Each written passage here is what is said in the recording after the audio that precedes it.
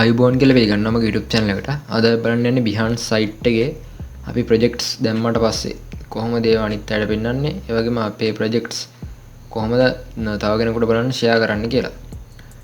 මේ විදිහට මම Behance site එකට ඇවිල්ලා තිනවා. Behance site එකේ මේ විදිහට profile එකට යනවා මම. මේ විදිහට මම මගේ Behance account එකට ආවා. මේ විදිහට ආවට පස්සේ මම හදපු settings මේ මගේ original account එක. මේ විදිහට මම project එකක් දාලා තිනවා. මම කරපු design logo designs වගේක්.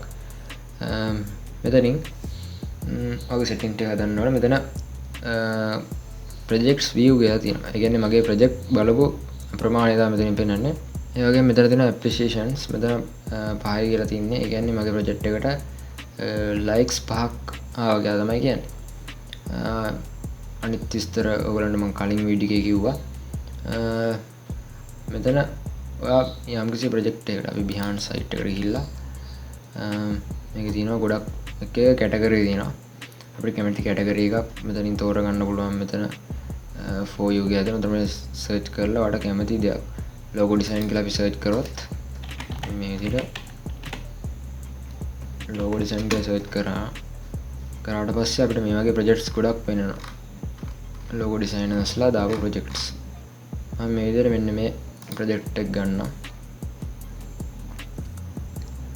මේ විදිහට project එක ගියාට පස්සේ මෙතන වෙනවා එයාගේ විස්තර ටික, contact details.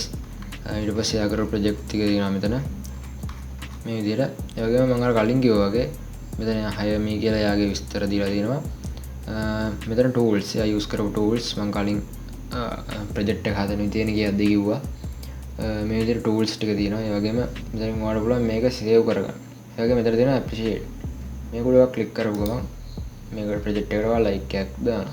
එයාගම ඔයාලට පුළුවන් පහලින් කමෙන්ට් එකක් දාන්න මේ ප්‍රොජෙක්ට් එක කරපු ඕනට කොහොමද ප්‍රොජෙක්ට් එක මොන වගේ තත්ත්වයක තියෙන්නේ, ප්‍රොජෙක්ට් එක හොඳ නම් good project එයාගේ ඔයාලට කමෙන්ට් එකක් දාන්න පුළුවන්. ඒ වගේම එයාව follow කරන්නත් පුළුවන්. මේ විදිහට මම යනවා දැන් මගේ profile එකට.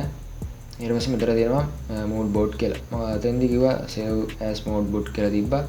ඒක දුන්නාට පස්සේ තමයි මෙතනට ආගේ save කරපු mood board එක add වෙනවා. ඒ වගේම මෙතන තියෙනවා appreciation. එතනට ගියාට පස්සේ like කරලා තියෙන projects ටික මෙතනින් පෙන්නනවා. හොඳයි අද වීඩියෝ එක ඉවරයි. වීඩියෝ එක හොඳ නරක ඒ වගේම ගැටලු මහවර තියෙනවා නේ. වල කලින් කමෙන්ට් එකක් දාන්න.